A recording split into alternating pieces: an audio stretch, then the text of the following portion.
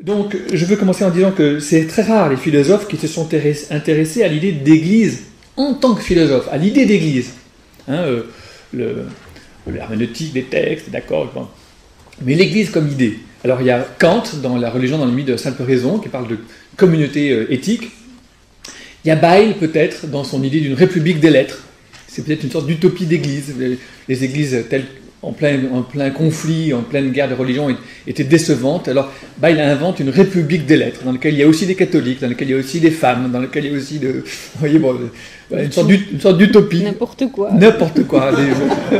C'est une utopie pour son époque. C'est une véritable utopie et qui a tenu quelques années, ces nouvelles républiques des lettres, avant qu'il fasse son dictionnaire. Voilà. Et bien voilà, Ricoeur propose une réflexion originale sur l'Église à la veille de mai 68, avec ce texte.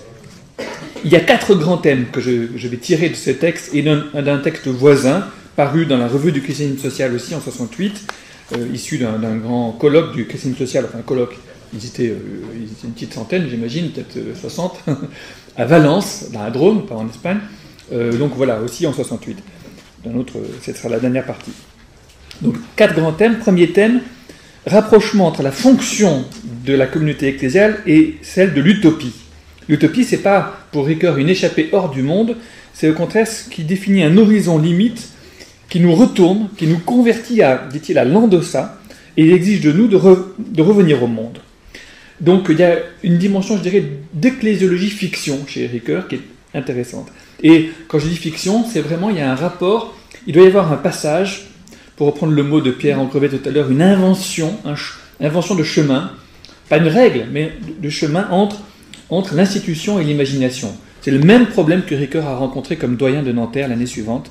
Et donc comment il y a une sorte de divorce entre l'institution et l'imagination en 68, alors que Ricoeur se porte en médiateur en essayant de penser l'intersection entre l'imagination et l'institution.